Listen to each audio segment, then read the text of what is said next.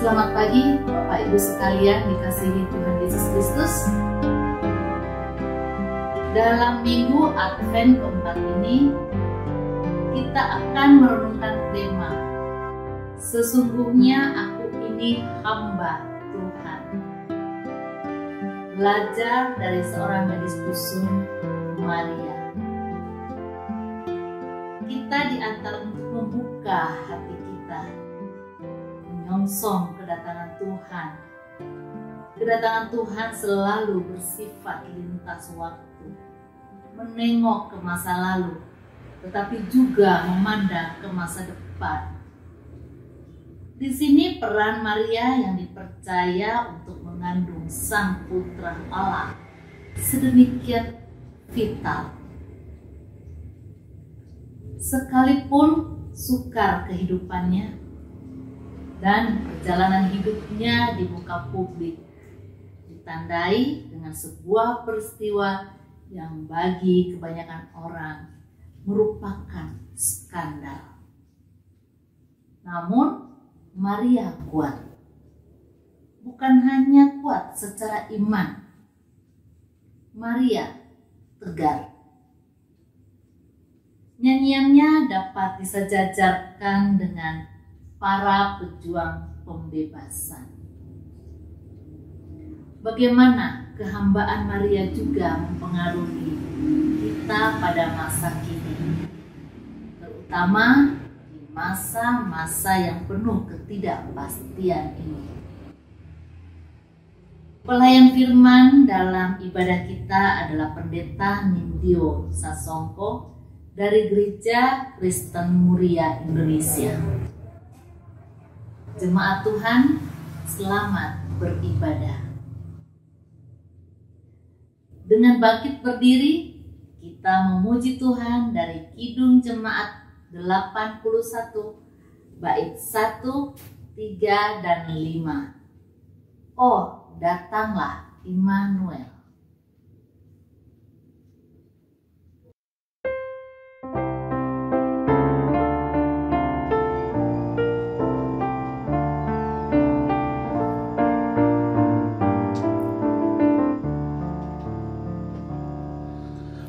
Datanglah Immanuel, tebus umatmu Israel, yang dalam berkeluh kesah menantikan penolongnya. Bersoraklah, hai Israel, menyambut Sang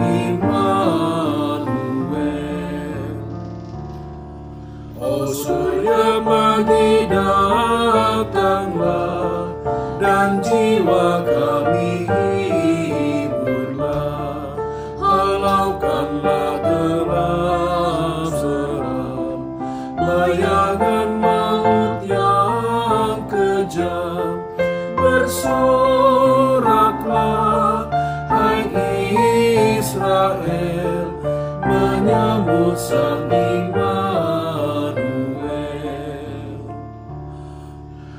Tuhan Allah, datanglah, firman-Mu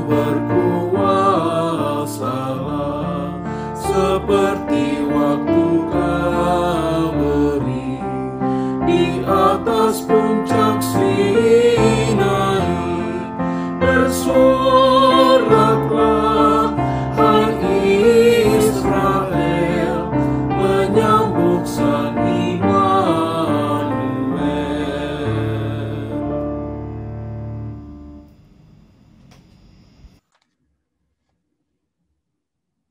Jemaat Tuhan, marilah kita memulai ibadah kita dengan sebuah pengakuan bahwa pertolongan kita adalah di dalam nama Tuhan yang menjadikan langit dan bumi, yang kasih setianya kekal selama-lamanya.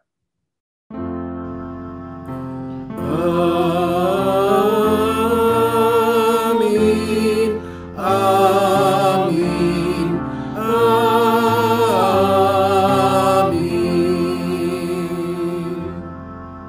Salam sejahtera bagi saudara yang datang di dalam nama Tuhan. Tuhan beserta saudara.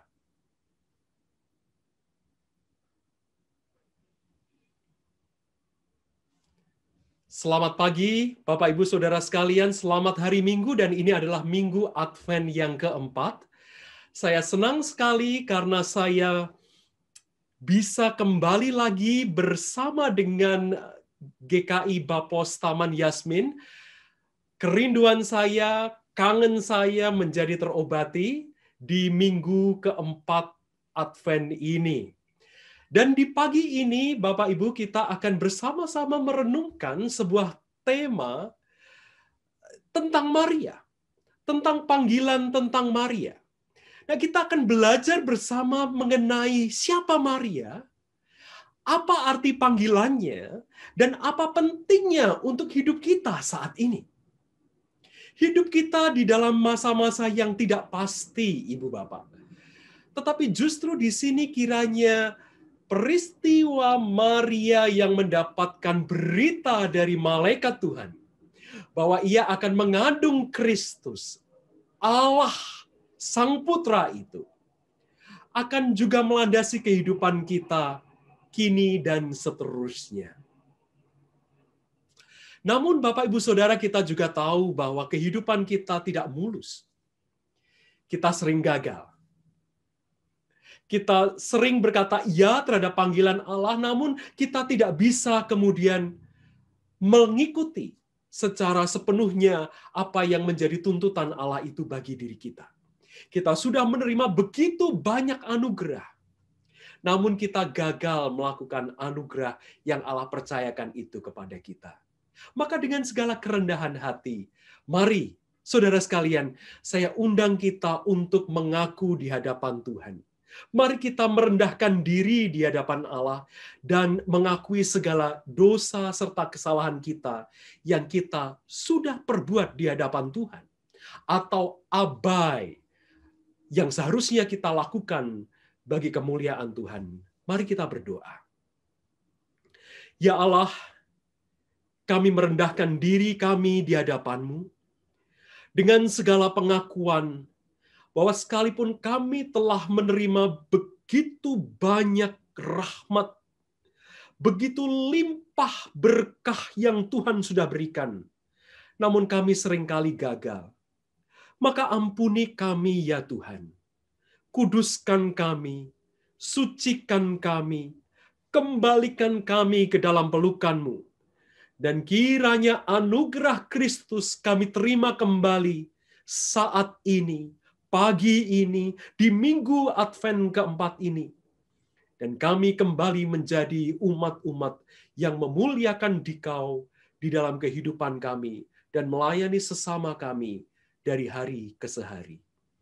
Dengarlah doa kami demi rahmat-Mu yang kami temukan di dalam Yesus Kristus, kami berdoa. Amin. Jemaat Tuhan, mari kita bersama-sama menyanyikan nyanyian pengakuan dosa kita dari Kidung Jemaat 84. Ya Yesus, Dikau kurindukan.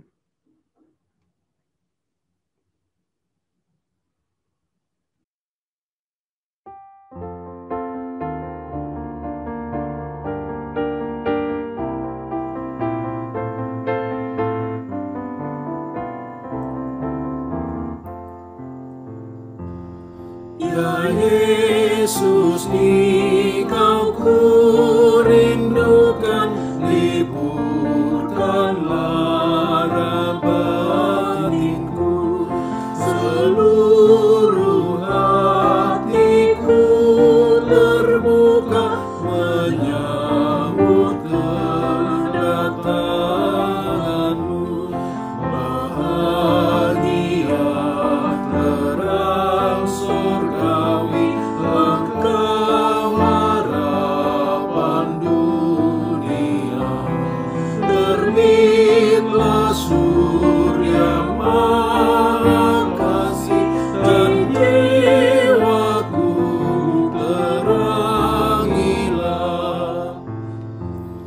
puaskanlah ya Juru Selamat seluruh kerinduanku, dengan rendah jernih dan taat hatiku siap bagimu, hendak padamu ku abdikan perananku di dunia.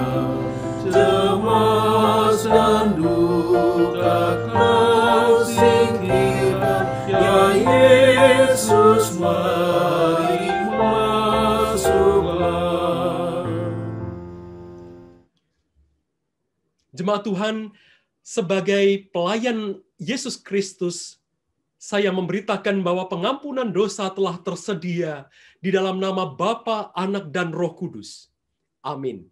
Marilah kita mendengar berita anugerah yang terambil dari Mazmur 86 ayat 5. Sebab Engkau ya Tuhan baik dan suka mengampuni dan berlimpah kasih setia bagi semua orang yang berseru kepadamu. Demikianlah berita anugerah dari Tuhan. Salam damai.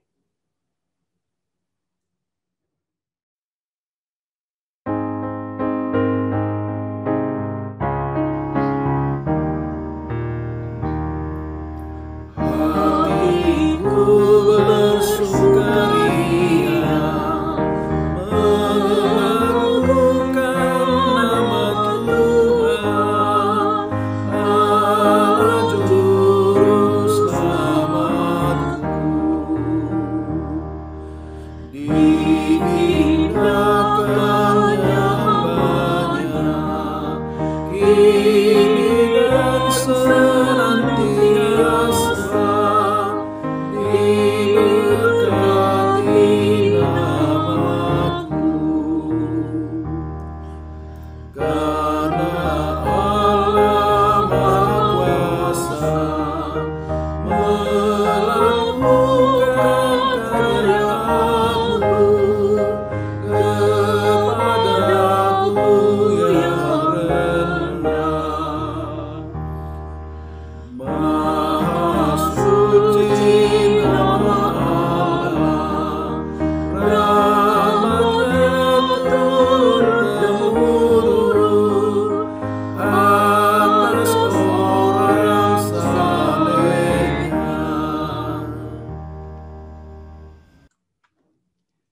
Jemaat Tuhan, mari bersama-sama kita akan berdoa mempersiapkan hati kita untuk membaca dan merenungkan sabda Tuhan. Ya Allah, Dikau adalah Allah yang hidup dan yang benar. Dengarkanlah jeritan hati kami, kerinduan kami untuk mempersiapkan kedatangan Sang Putra, Tuhan kami Yesus Kristus, yang akan menjadi penebus kami dan pembebas kami. Mari Tuhan singkapkan kebenaran kitab suci dan kebenaran sabda-Mu bagi kami semua, sehingga kami dapat memiliki pengharapan yang baru dan membangun hidup kami di dalam landasan yang benar. Demikian kami mohon, dengarkanlah doa kami. Di dalam Yesus Kristus kami berdoa. Amin. Bacaan pertama terambil dari 2 Samuel 7 ayat 1-11 dan ayat yang ke-16. Ketika raja telah menetap di rumahnya dan Tuhan telah mengaruniakan keamanan kepadanya terhadap semua musuhnya di sekeliling, berkatalah raja kepada Nabi Natan, "Lihatlah, aku ini diam dalam rumah dari kayu aras, padahal tabut Allah diam di bawah tenda." Lalu berkatalah Natan kepada raja, "Baik, lakukanlah segala sesuatu yang dikandung hatimu, sebab Tuhan menyertai engkau." Tetapi pada malam itu juga datanglah firman Tuhan kepada Natan demikian, "Pergilah, katakanlah kepada hambaku Daud, beginilah firman Tuhan, masakan engkau yang mendirikan rumah bagiku untuk kudiami? Aku tidak pernah diam dalam rumah sejak aku menuntun orang Israel dari Mesir sampai hari ini. Tetapi aku selalu mengembara dalam kemah sebagai kediaman. Selama aku mengembara bersama-sama seluruh orang Israel, pernahkah aku mengucapkan firman kepada salah seorang hakim orang Israel yang kuperintahkan menggembalakan umatku Israel demikian? Mengapa kamu tidak mendirikan bagiku rumah dari kayu aras? Oleh sebab itu, beginilah kau katakan kepada hambaku Daud, beginilah firman Tuhan semesta alam. Akulah yang mengambil engkau dari padang ketika menggiring kambing domba untuk menjadi raja atas umatku Israel. Aku telah menyertai engkau di segala tempat yang kau jalani, dan telah melenyapkan segala musuhmu dari depanmu. Aku membuat besar namamu seperti nama orang-orang besar yang ada di bumi. Aku menentukan tempat bagi umatku Israel dan menanamkannya, sehingga ia dapat diam di tempatnya sendiri dengan tidak lagi dikejutkan dan tidak pula ditindas oleh orang-orang lalim seperti dahulu, sejak aku mengangkat hakim-hakim atas umatku Israel. Aku mengaruniakan keamanan kepadamu daripada semua musuhmu. Juga diberitahukan Tuhan kepadamu, Tuhan akan memberikan keturunan kepadamu. Ayat yang ke-16, keluarga dan kerajaanmu akan kokoh untuk selama-lamanya di hadapanku. Tahtamu akan kokoh untuk selama-lamanya. Demikianlah sabda Tuhan. Lukas pasal 1 ayat 46 sampai dengan 55. Lalu kata Maria, jiwaku memuliakan Tuhan, dan hatiku bergembira karena Allah Juru Selamatku. Sebab Ia telah memperhatikan kerendahan hamba-Nya.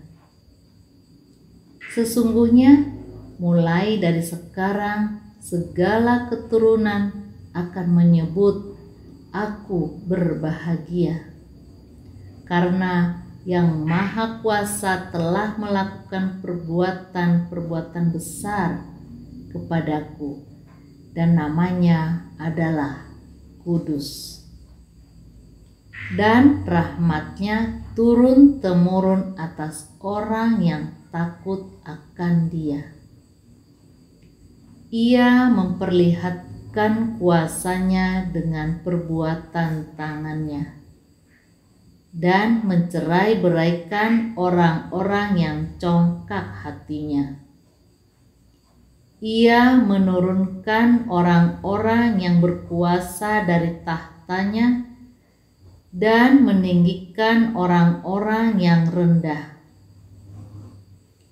Ia melimpahkan segala yang baik kepada orang yang lapar dan menyuruh orang yang kaya pergi dengan tangan hampa. Ia menolong Israel hamba-Nya, karena Ia mengingat rahmat-Nya, seperti yang dijanjikan-Nya kepada nenek moyang kita, kepada Abraham dan keturunannya untuk selama-lamanya. Bacaan kedua terambil dari Roma 16 ayat 25 sampai 27. Bagi Dia yang berkuasa menguatkan kamu, menurut Injil yang kumasyurkan dan pemberitaan tentang Yesus Kristus, sesuai dengan pernyataan rahasia yang didiamkan berabad-abad lamanya, tetapi yang sekarang telah dinyatakan, dan yang menurut perintah Allah yang abadi telah diberitakan oleh kitab-kitab para nabi kepada segala bangsa untuk membimbing mereka kepada ketaatan iman. Bagi Dia satu-satunya Allah yang penuh hikmat, oleh Yesus Kristus, segala kemuliaan sampai selama-lamanya. Amin. Demikianlah sabda Tuhan. Inilah Injil Yesus Kristus menurut Lukas pasal 1 ayat 26 sampai 38. Dalam bulan yang ke-6, Allah menyuruh malaikat Gabriel pergi ke sebuah kota di Galilea bernama Nazaret, kepada seorang perawan yang bertunangan dengan seorang bernama Yusuf dari keluarga Daud. Nama perawan itu Maria. Ketika malaikat itu masuk ke rumah Maria, ia berkata, "Salam, hai engkau yang dikaruniai, Tuhan menyertai engkau." Maria terkejut mendengar perkataan itu, lalu bertanya dalam hatinya, apakah arti salam itu? Kata malaikat itu kepadanya, "Jangan takut, hai Maria, sebab engkau beroleh kasih karunia di hadapan Allah. Sesungguhnya engkau akan mengandung dan akan melahirkan seorang anak laki-laki, dan hendaklah engkau menamai dia Yesus. Ia akan menjadi besar dan akan disebut Anak Allah yang Maha Tinggi.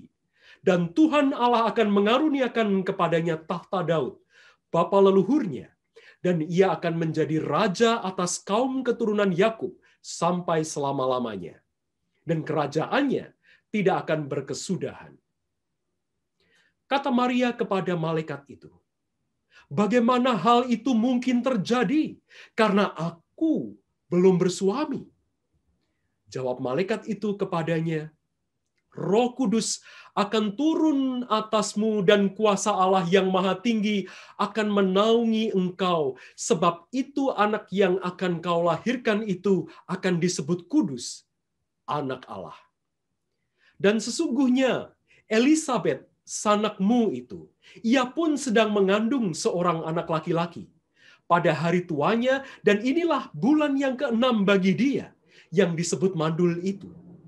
Sebab bagi Allah tidak ada yang mustahil." Kata Maria, "Sesungguhnya aku ini hamba Tuhan. Jadilah padaku menurut perkataanmu itu." Lalu malaikat itu meninggalkan dia. Demikianlah Injil Yesus Kristus. Yang berbahagia ialah mereka yang mendengarkan firman Allah, yang menghayatinya dan melakukannya dalam kehidupannya tiap-tiap hari. Maranatha. Maranatha, Maranatha, Maranatha.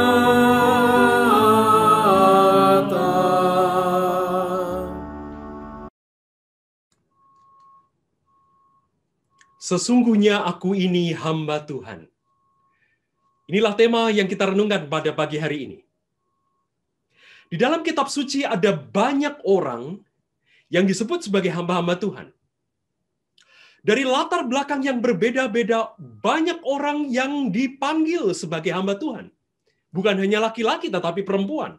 Dalam bacaan kita, Bapak Ibu Saudara, kita tahu Daud. Dan di dalam Alkitab, Daud juga disebut sebagai hamba Tuhan. Dan di dalam teks kita, dia diberi janji bahwa Allah akan mengokohkan kerajaannya. Allah sudah memperingatkan Daud bahwa dia tidak pernah meminta sebuah rumah baginya. Mengapa? Karena Allah akan berjalan bersama umat, mengarungi perjalanan kehidupan mereka, baik sehat maupun dalam rasa kesakitan dan kenyerian.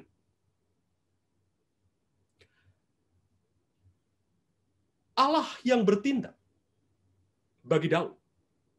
Dalam bacaan kedua kita melihat juga Paulus, hamba Tuhan itu memberitakan Injil, dan Injil yang ia bawa adalah Injil yang diturunkan dari generasi ke generasi. Injil tentang Yesus Kristus, Sang Anak Allah. Daud adalah raja, Paulus adalah mantan Farisi yang kemudian dipanggil sebagai Rasul Kristus. Keduanya berbeda latar belakang, keduanya berbeda zaman. Namun mereka dipanggil sebagai hamba Tuhan. Di masa-masa Advent ini, Ibu Bapak, Saudara sekalian, ada hamba-hamba Tuhan yang Allah pakai untuk mempersiapkan kedatangan Sang Kristus. Kita kalau membaca Matius pasal 1 misalnya, ada begitu panjang silsilah orang-orang leluhur-leluhur Israel yang dipakai untuk mempersiapkan Kristus. Sampai pada akhirnya dia disebut sebagai anak Daud, anak Abraham. Kita juga membaca Yohanes Pembaptis dipanggil oleh Allah untuk mempersiapkan jalan bagi kedatangan Sang Kristus. Siapa Yohanes Pembaptis? Ia adalah seorang nabi yang memberitakan berita bahwa kerajaan Allah sudah dekat, dan karena itu orang-orang harus bertobat dan kembali ke jalan mereka. Kita melihat juga Yusuf, si tukang kayu itu. Dan dalam kebingungannya, dia dipanggil oleh Allah untuk mengambil Maria, tunangannya itu, sebagai istrinya yang sah, dan memberi nama bayi yang dikandung oleh Maria sebagai anaknya sendiri. Dan fokus kita pada hari ini adalah Maria. Teks kita pada hari ini berbicara mengenai Maria yang menerima berita dari Allah, menerima berita dari sang malaikat, bahwa rahimnya akan dipinjam untuk melahirkan sang putra. Ada yang menarik di sini, Bapak, Ibu, Saudara sekalian. Maria adalah seorang yang dari dusun. Ya, bukan siapa-siapa. Berbeda dengan Daud, berbeda dengan Paulus, berbeda dengan Yusuf, berbeda dengan Yohanes Pembaptis. Namun ketika kita membaca teks kita, dalam akhir percakapannya dengan sang malaikat, dia mengatakan, sesungguhnya aku ini hamba Tuhan. Apa artinya hamba Tuhan di sini? Mengapa Maria berkata, aku ini hamba Tuhan? Apa artinya menjawab ya terhadap undangan Allah untuk melahirkan sang Mesias itu bagi Maria? Nah, saya akan mengajak kita merenungkan 3 poin di sini, Bapak, Ibu, Saudara. Yang pertama, Maria dipanggil sebagai seorang anak darah. Gambaran yang akrab yang kita tahu dari Maria adalah dia seorang sosok perempuan yang lemah lembut. Coba misalnya, kalau imajinasikan atau kita kenang, kita bisa beribadah di gereja, lalu ada drama Natal, dan ada Yusuf, ada Maria. Maria selalu akan ditampilkan sebagai sosok yang lemah lembut, pendiam, nerimo, begitu ya. Nah, kita melihat Maria yang juga syarat dengan pergumulan emosional. Begitu tidak mudahnya ketika ia mendengar bahwa rahimnya akan dipinjam oleh Allah untuk melahirkan sang Mesias. Lalu dia bergumul. Luar biasa. Tapi pada akhirnya dia kemudian mengatakan, ya sudahlah, aku menyerah. Atau kalau kita melihat Ibu Bapak Saudara sekalian di dalam adorasi gereja Katolik. Nah, di dalam gereja Kristen ada gereja Katolik, gereja Anglikan, gereja Lutheran bahkan masih melakukan venerasi terhadap Maria, penghormatan yang khusus terhadap Maria. Tentu kita tahu perbedaannya di masing-masing tradisi. Namun di gereja Katolik kita tahu bahwa Maria seringkali digambarkan sebagai sesosok perempuan muda yang cantik. Coba kita bisa melihat lukisan Michelangelo misalnya, atau Donatello, atau Caravaggio. Baik lukisan Madonna, atau patung Pieta misalnya. Di Roma, di Italia, dimanapun di seluruh dunia ketika kita melihat patung-patung Maria. Apa yang digambarkan? Maria sebagai sesosok gadis yang cantik. Namun tahukah kita bahwa sesosok gadis yang cantik yang digambarkan ini bukan hanya sesosok gadis muda, tetapi kalau kita perhatikan baik-baik, Maria selalu tampil sebagai sesosok kulit putih, perempuan, Eropa. Bukankah kemudian Maria, gambaran tentang dia menjadi gambaran kolonial yang memang dipakai untuk menjadi senjata kolonialisme Nah, sosok Maria yang kita lihat di dalam teks kita pada pagi hari ini kemudian dijinakkan dan menjadi bagian dari program kolonial untuk melemahkan Maria yang sesungguhnya dia adalah seorang perempuan Asia. Maria bukan perempuan yang ideal, tapi dia perempuan Asia. Maria yang sering digambarkan sebagai Maria yang diam saja, Maria yang tertolak, Maria yang disucikan, Maria yang aman, Maria yang jinak, Maria yang lemah lembut, Maria yang kudus. Dia sebagai Santa Maria. Jangan lupa dia adalah seorang Asia. Seorang teolog bernama Chung Hyun Kyung yang mengajar di seberang jalan tempat saya sekarang ini tinggal, di Union Theological Seminary, mengatakan bahwa ketika Maria ditempatkan sebagai seorang perempuan yang ideal, yang lepas dengan pergumulan setiap hari perempuan-perempuan di Asia, yang pergumulannya secara konkret terjadi di dalam lingkungan Asia, maka ia sesungguhnya menjadi sumber yang melemahkan perjuangan perempuan Asia. Maria seorang dara, apa artinya? Seorang teolog yang belum lama ini meninggal, yaitu yang bernama Ibu Mariana Katopo, menggambarkan bahwa Maria adalah seorang perempuan yang karakternya itu dibebaskan. Dia seorang perempuan yang merdeka.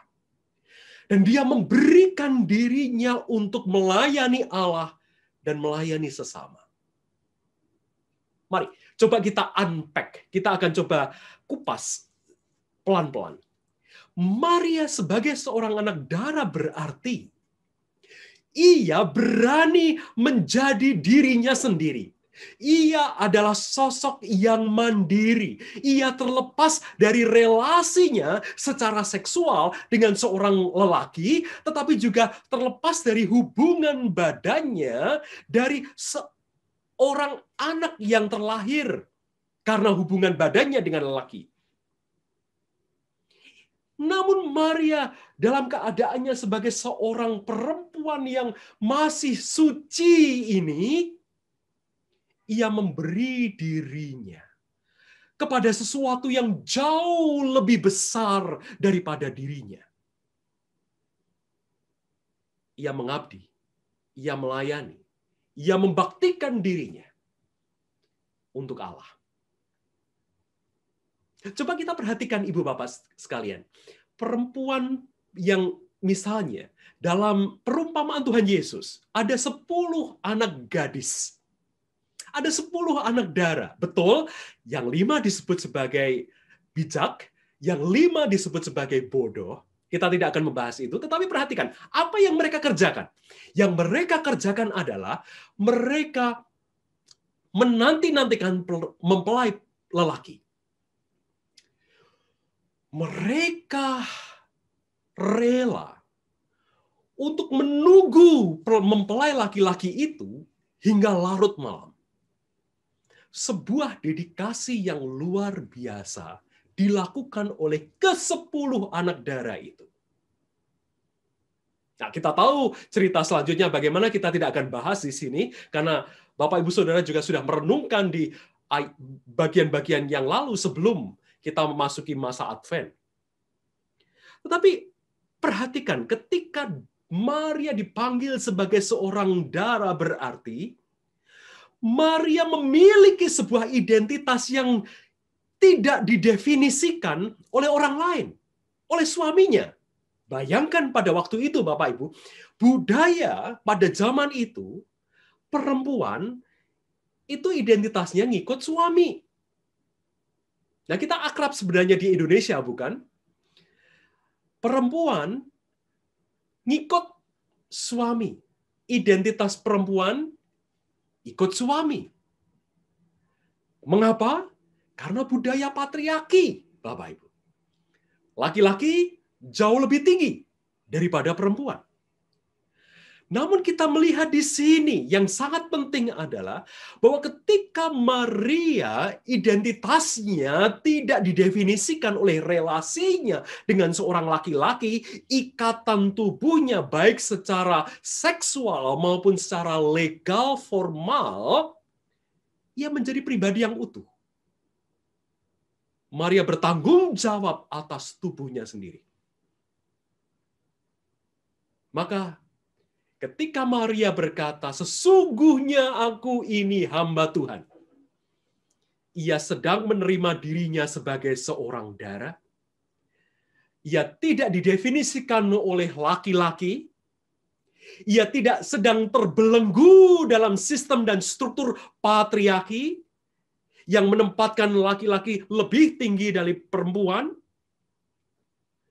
Dan dia juga tidak sedang berada di dalam hubungan timbal balik dengan siapapun juga. Dan karena itu, dalam kemandirian yang seperti ini, Maria siap melayani Tuhan. Yang kedua, Maria dipanggil sebagai nabi. Ia seorang nabiya. Perhatikan bagaimana Maria dipanggil dalam teks Injil yang kita baca. Maria mendapatkan penglihatan, malaikat muncul, Maria terkejut, bingung dia. Kemudian malaikat mengabarkan sebuah tugas yang harus diemban oleh Maria. Maria menegosiasi, malaikat meyakinkan, dan Maria bersedia. Perhatikan gema ayat-ayat ini dibandingkan dengan kisah-kisah pemanggilan orang-orang penting, nabi-nabi besar di Perjanjian Lama. Musa, Yeremia, Yesaya. Kita tahu ketika Musa dipanggil oleh Allah. Musa berhadapan dengan semak belukar yang terbakar tetapi tidak hangus. Yesaya ketika dipanggil oleh Allah, ia melihat penglihatan yang luar biasa. Yeremia ketika dipanggil oleh Allah, dia berkata, aku tidak mampu. Aku tidak mungkin bisa melakukan tugas ini. Selalu ada negosiasi dari nabi-nabi di Perjanjian Lama, dan itu dilakukan oleh Maria.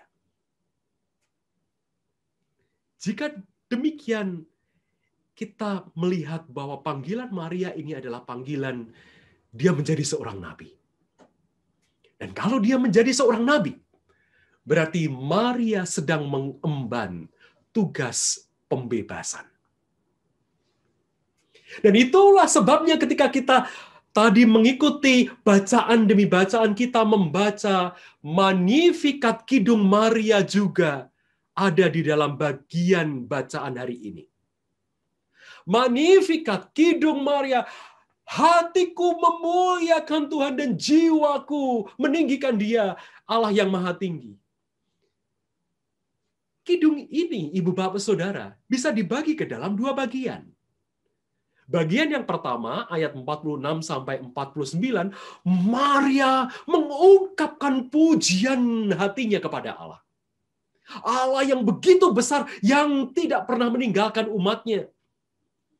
Dan bagian yang kedua, ayat 50-55, Maria tidak melupakan apa yang Allah kerjakan. Maria yakin Allah pun tidak lupa dengan perjanjiannya. Allah tidak akan pernah meninggalkan umatnya. Tetapi sekaligus Allah merendahkan mereka yang congkak. Allah akan menjungkir balikan posisi mereka yang tinggi hati.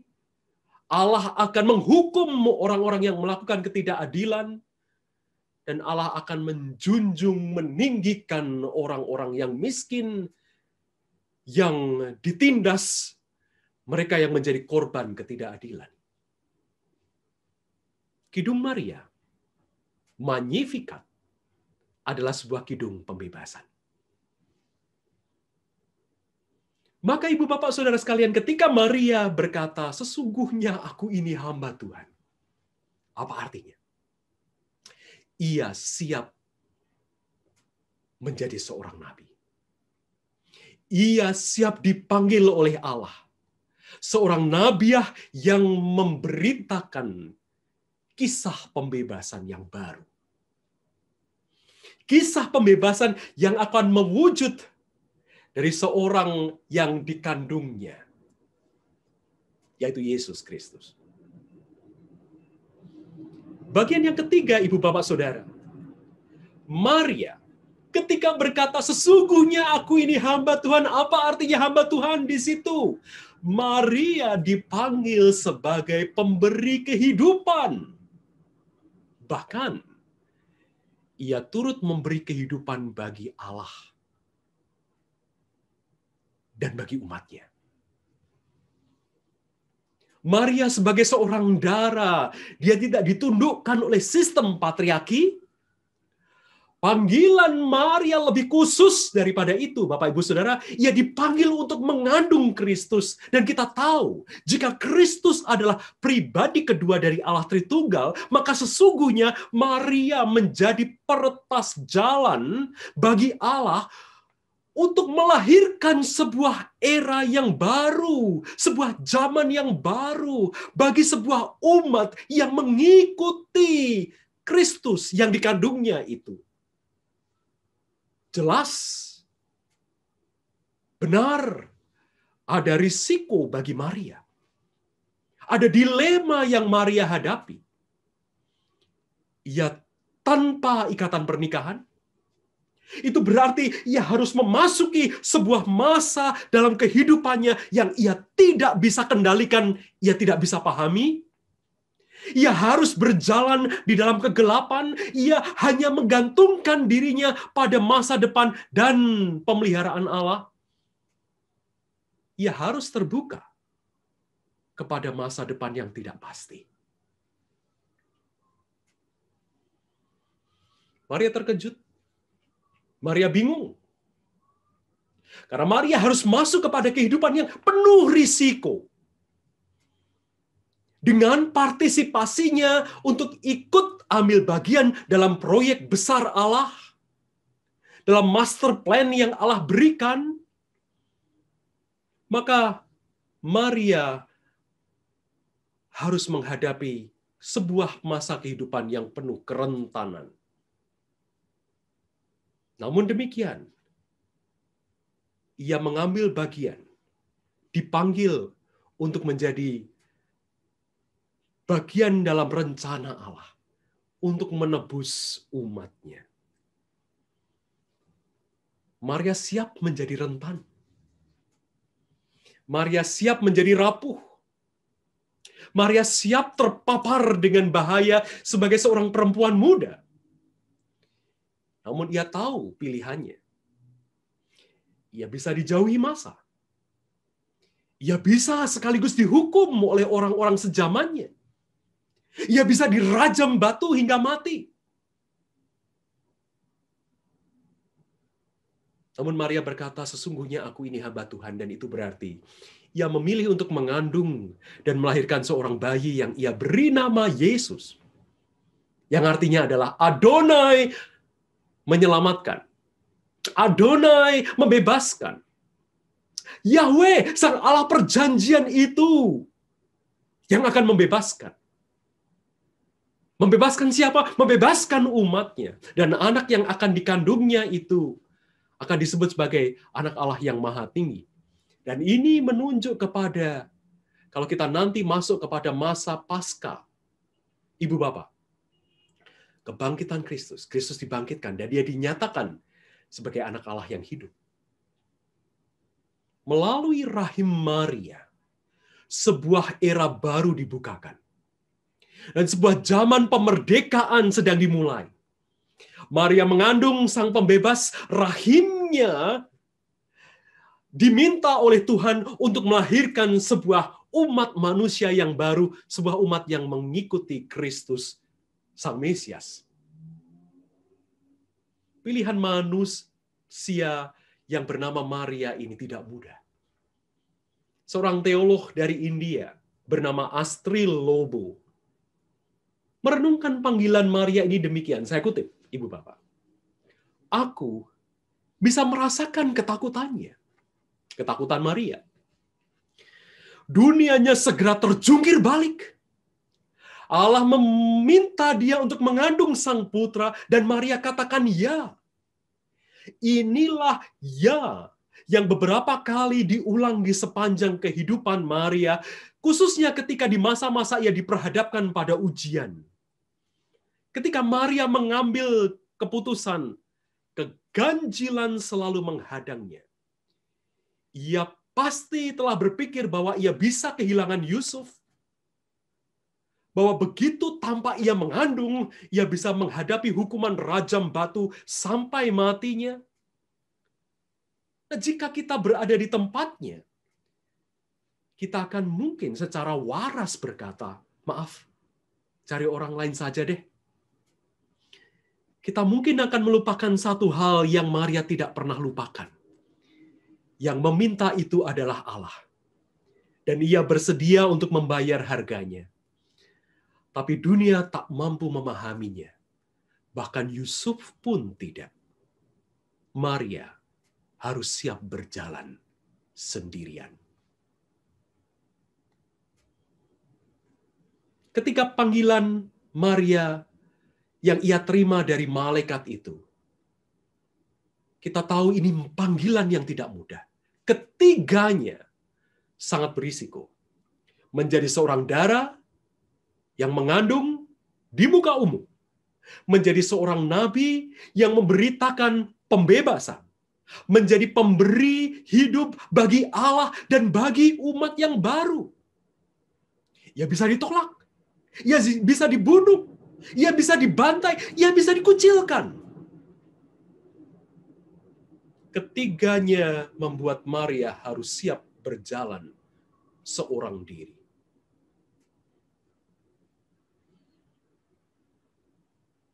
Ibu, Bapak, dan saudara sekalian, siapakah Maria di masa kita sekarang ini? Maria di zaman kita saat ini. Ini bukan Maria yang saya yakin adalah Maria yang tampil di Christmas pageants. Di drama-drama Natal. Yang digambarkan sebagai sosok yang pendiam, sosok yang lemah lembut. Di dalam teks ini kita melihat sesosok Maria yang sangat tegar. Maria yang gigih. Maria yang tidak menyerah.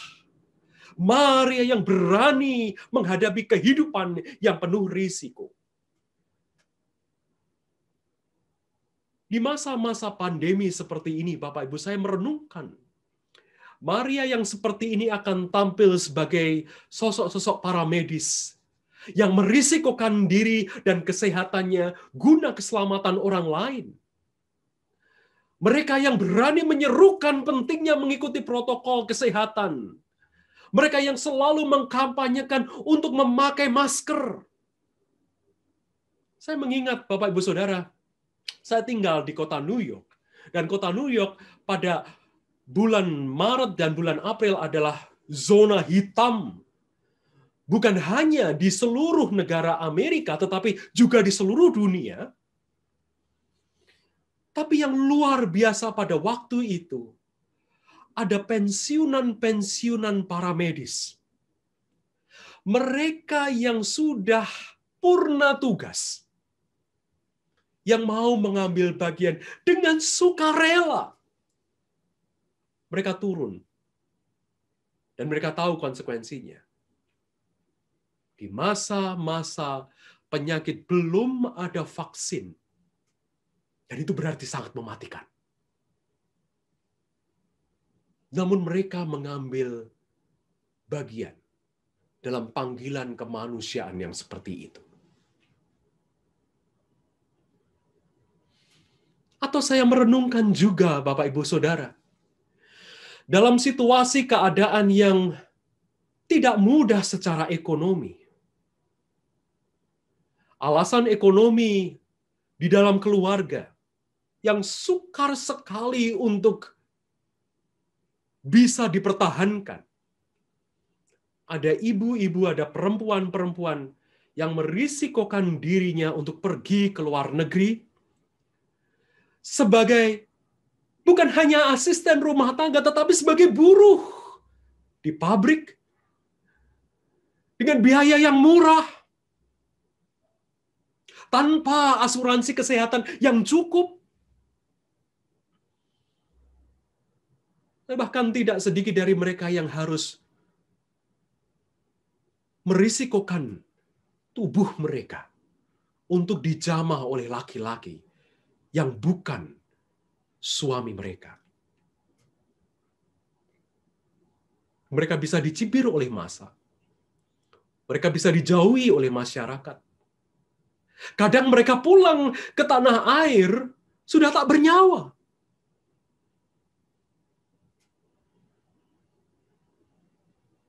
Secara norma masyarakat, mereka dianggap sampah.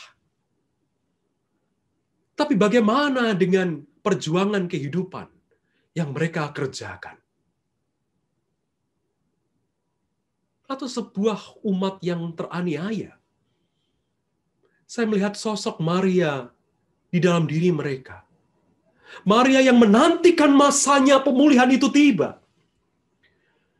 Dan sebuah masyarakat, sebuah komunitas yang melahirkan sesosok karakter dalam diri mereka. Umat-umat yang resilient. Umat-umat yang tahan banting. Umat-umat yang memiliki kemelaran dalam kehidupan mereka.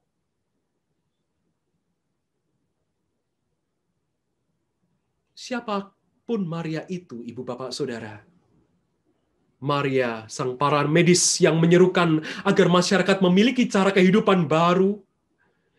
Mereka yang menyerukan betapa pentingnya protokol kesehatan, betapa pentingnya kesehatan, keselamatan bagi masyarakat yang lain.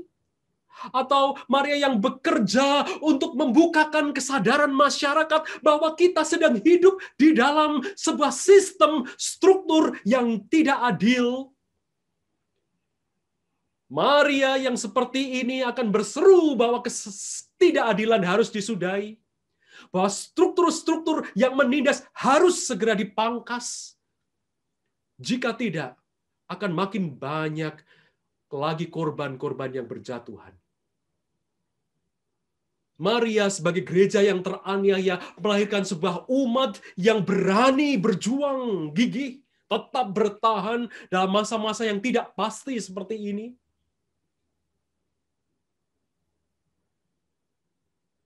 Masyarakat mungkin tidak mengenal mereka. Tetapi panggilan Maria, panggilan terhadap Maria untuk menjadi anak darah. Sekali lagi, darah di sini bukan berarti bahwa kita akan meninggalkan hubungan relasi laki-laki perempuan, hubungan keluarga, bukan. Tetapi sebuah independensi, kemandirian untuk mengatakan ya di hadapan Tuhan. Panggilan Maria sebagai seorang nabiah yang memberitakan berita pembebasan. Panggilan Maria sebagai seorang yang akan mengandung sebuah dunia yang baru, sebuah masa yang baru. Saya yakin panggilan Tuhan terhadap Maria masih berlaku pada zaman ini. Di era kita ini. Maka maukah kita mengatakan ya terhadap panggilan Allah itu? Maka seperti yang Maria katakan, sesungguhnya aku ini hamba Tuhan. Maukah kita seperti itu? Namun, ketika kita mengatakan ya, ada syarat. Tidak ada jaminan masa depan yang pasti. Kita bisa berjalan sendiri. Mungkin tak ada teman, sahabat, atau saudari. Tapi hanya Tuhan sendiri yang menyertai. Jemaat Tuhan, selamat menyongsong kelahiran Sang Kristus. Amin. Bapak Ibu jemaat yang dikasihi Tuhan, bersama-sama dengan gereja Tuhan di berbagai tempat, marilah kita memperbarui iman percaya kita melalui pengakuan iman seturut dengan pengakuan iman rasuli demikian. Aku percaya kepada Allah Bapa yang Maha Kuasa, Khalik langit dan bumi, dan kepada Yesus Kristus, Anaknya yang tunggal, Tuhan kita, yang dikandung daripada Roh Kudus, lahir dari anak darah Maria, yang menderita sengsara di bawah pemerintahan Pontius Pilatus, disalibkan, mati dan dikuburkan, turun ke dalam kerajaan maut. Pada hari yang ketiga, bangkit pula dari antara orang mati, naik ke surga, duduk di sebelah kanan Allah, Bapa yang Maha Kuasa. Dan dari sana ia akan datang untuk menghakimi orang yang hidup dan yang mati. Aku percaya kepada Roh Kudus, gereja yang kudus dan am, persekutuan orang kudus, pengampunan dosa, kebangkitan orang mati, dan hidup yang kekal. Amin. Jemaat Tuhan, mari kita tunduk kepala dan berdoa. Kembali kami menghampiri Dikau, ya Allah yang hidup dan yang benar. Kami bersama-sama menaikkan doa untuk pemerintah pusat dan daerah, yang Engkau sudah berikan otoritas untuk memimpin daerah kami dan negeri kami. Berikan mereka kebijaksanaan, pimpin langkah mereka supaya mereka pun bertanggung jawab mengikuti dan mematuhi aturan yang berlaku atas mereka. Kami mengingat Tuhan untuk masyarakat di masa pandemi ini, situasi yang tidak menentu di sekitar kami, situasi yang penuh dengan ketakutan, kecemasan, dan penuh tanda tanya. Kami mohon kepadamu ya Tuhan, supaya kami dapat terbebas dari kecemasan ini.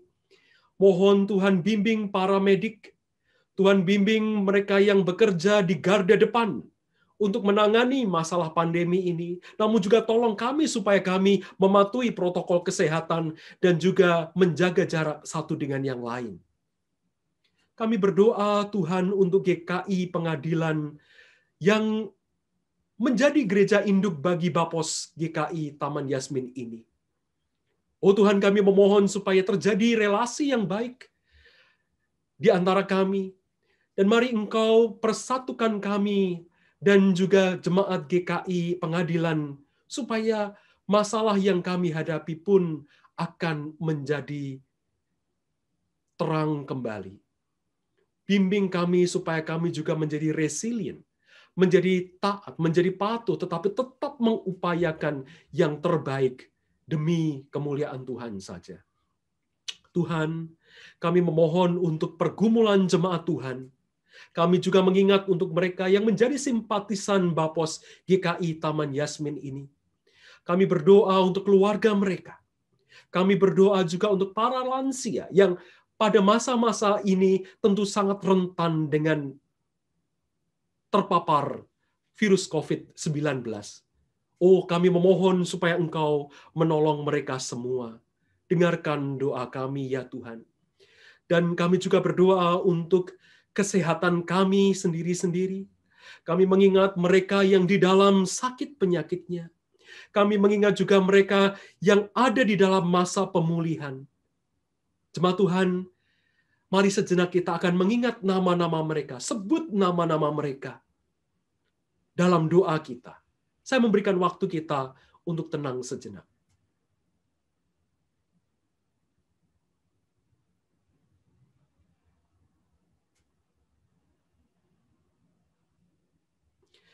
Dan juga Tuhan, kami berdoa untuk pengurus Bapos GKI Taman Yasmin. Terus berikan kekuatan-Mu, berikan kesabaran, berikan ketekunan, berikan hikmat-Mu, tetapi juga anugerah-Mu, supaya dari hari ke sehari Mereka akan mengupayakan tercapainya sebuah kesepakatan yang baik dari Bapos ini dengan pemerintah di kota kami.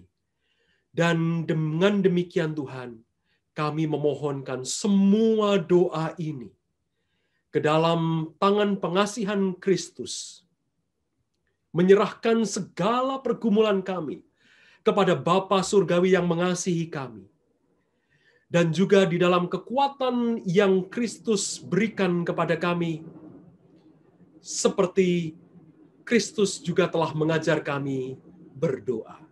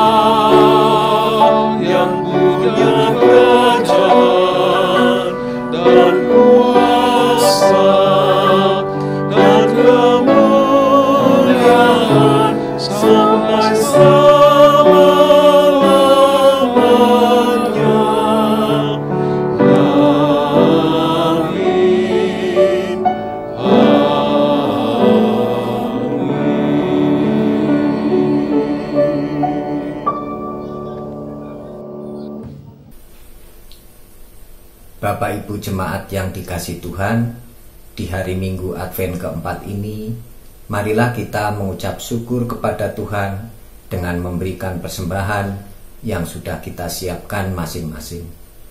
Persembahan dapat kita berikan melalui transfer ke Bank BNI dengan nomor rekening seperti yang tertera pada layar, atau dengan cara mengumpulkan masing-masing di rumah dan akan kita berikan ketika kita bisa beribadah secara normal kembali. Firman Tuhan yang mendasari persembahan kita hari ini, yaitu dari Ulangan 16 ayat 16b sampai 17 yang tertulis demikian. Janganlah ia menghadap hadirat Tuhan dengan tangan hampa, tetapi masing-masing dengan sekedar persembahan sesuai dengan berkat yang diberikan kepadamu oleh Tuhan Allahmu. Marilah kita mengumpulkan persembahan dengan menyanyi dari Nyanyikanlah Kidung Baru 54, Muliakanlah hai jiwaku.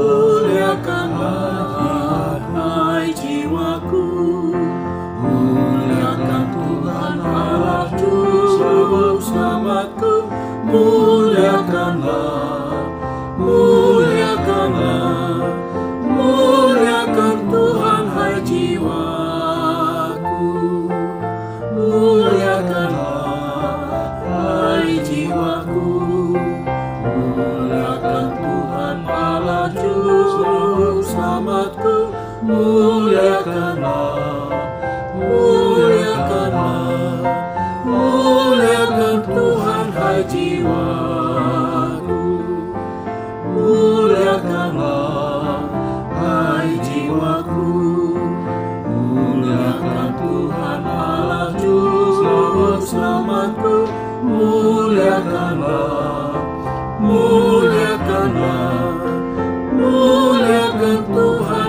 jiwaku.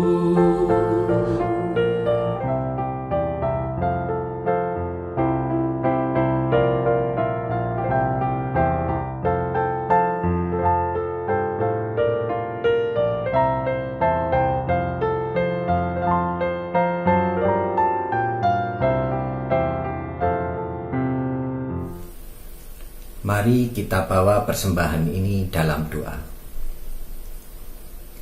Tuhan Allah kami yang Maha Kuasa, Allah yang telah memperhatikan kerendahan hati hamba-hambamu ini. Ya Allah yang telah melakukan perbuatan-perbuatan besar kepada kami, dan namanya adalah kudus. Jiwaku memuliakan namamu, dan hatiku bergembira karena Engkau Juru Selamatku. Hari ini kami membawa persembahan, mengucap syukur dan memuji-Mu. Terimalah persembahan kami ya Tuhan, dan berkatilah, supaya melaluinya kami boleh terus berkarya dan melayani untuk mewartakan kasih setia-Mu. Dalam nama Tuhan Yesus Kristus, kami berdoa dan mengucap syukur. Amin. Bapak Ibu jemaat yang dikasihi Tuhan, marilah kita undur dari persekutuan dan ibadah hari ini untuk kembali berkarya dan melayani dengan hati yang penuh sukacita dan kerendahan hati. Hidup sebagai hamba-hamba Tuhan yang taat dan setia, memberikan yang terbaik bagi Tuhan sampai Maranatha. Nyanyikanlah Kidung Baru 126 bait 1-3 ini akan mengantar kita pulang dalam pengutusan. Tuhan memanggilmu.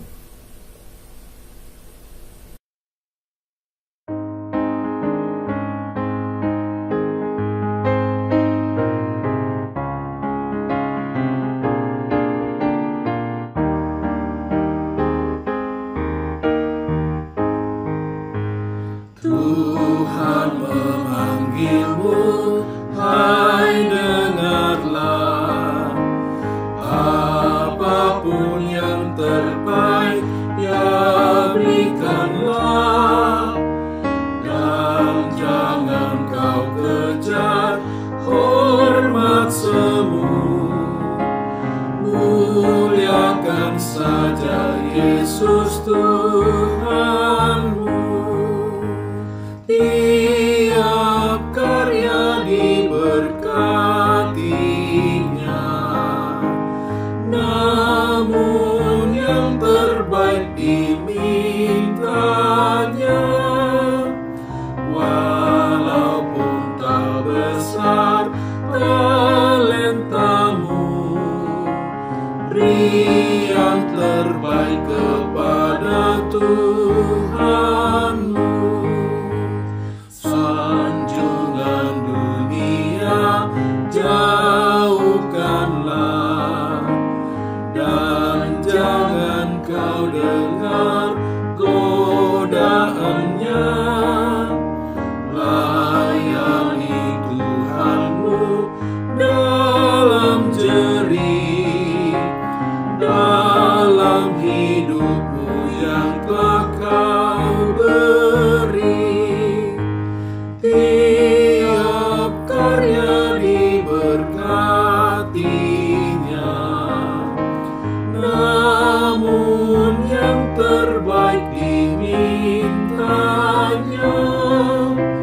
Walaupun tak besar talentamu, beri yang terbaik kepada Tuhanmu. Hari terakhir pun makin dekat, mantapkan langkahmu, jangan sesat.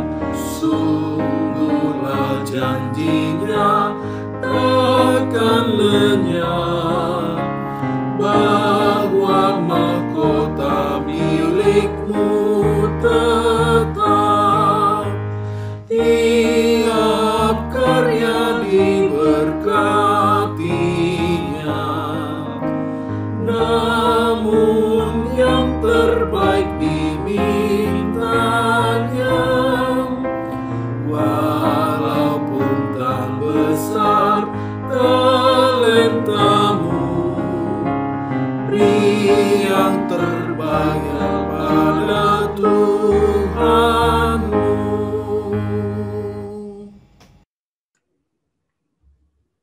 Dan sekarang jemaat Tuhan, marilah kita menutup ibadah kita dan arahkanlah hatimu kepada Tuhan.